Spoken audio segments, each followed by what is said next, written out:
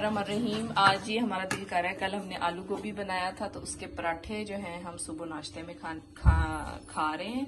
और उसके लिए जो हमारा सालन था बच गया आलू गोभी का, तो उसके अब हम देखें कैसे आलू गोभी के पराठे बनाते हैं। तो बस जो सालन था उसे हमने अलग से प्लेट में डाल लिया और उसे अच्छी तरह से हम मैश कर लेंगे। स्पाइसी था और मैश करने के बाद इसको हम आटे के पेड़े में बनाएंगे, देखिएगा। बिस्मिल्लाहिर्रहमानिर्रहीम। ये जी हमारा अब अमेज़ा बिल्कुल रेडी है पराठे के अंदर डालने के लिए। देखते हैं, अब शुरू करते हैं जी। छोटे छोटे पेड़े इसके हमने बनाए हैं। अब देखें कि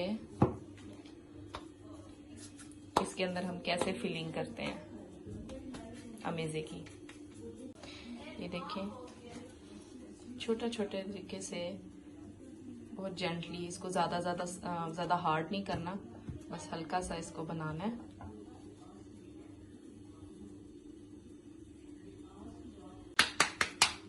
जब देखते जाएं, अब इसकी फिलिंग करेंगे।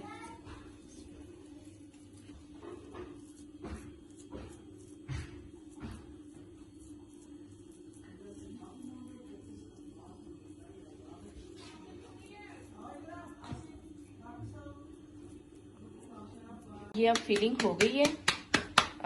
अब दूसरा जो हमने पार्ट बनाया था वो इस तरह इसके ऊपर रख देंगे। अच्छी तरह से इसको साइडों से सील कर देना, बंद कर देना, ताकि अमेज़ा हमारा बाहर ना निकले। और फिर इसी तरीके से आहिस्ता आहिस्ता इसको बड़ा करना।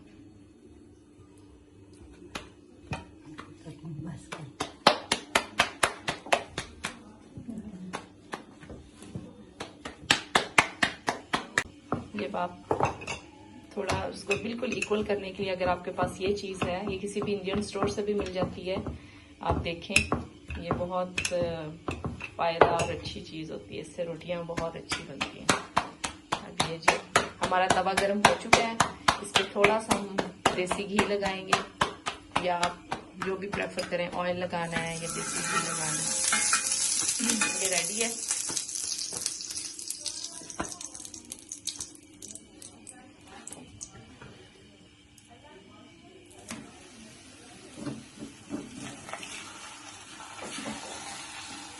फर्स्ट क्लास सा ये तैयार है। कई बहुत छोटे छोटे मेरी इंडियन फ्रेंड्स हैं, वो बहुत छोटे छोटे बनाती हैं, वो भी बहुत मज़े के बनते हैं। और ये हर जगह पे, हर इलाके में डिफरेंट साइज़ के बनते हैं, लेकिन रेसिपी सेम ही होती है ऑलमोस्ट, तो तरीका भी सेम ही होता है।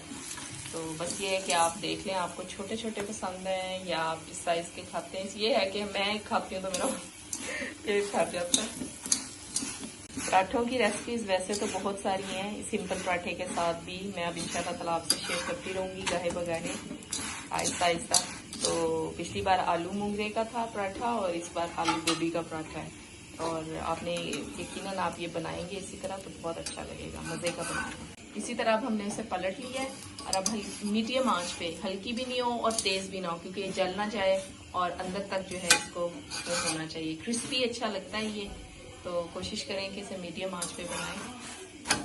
अब हम इस पे इस पोजीशन में तीसरी बार जब पलटा है तो घी लगाएंगे।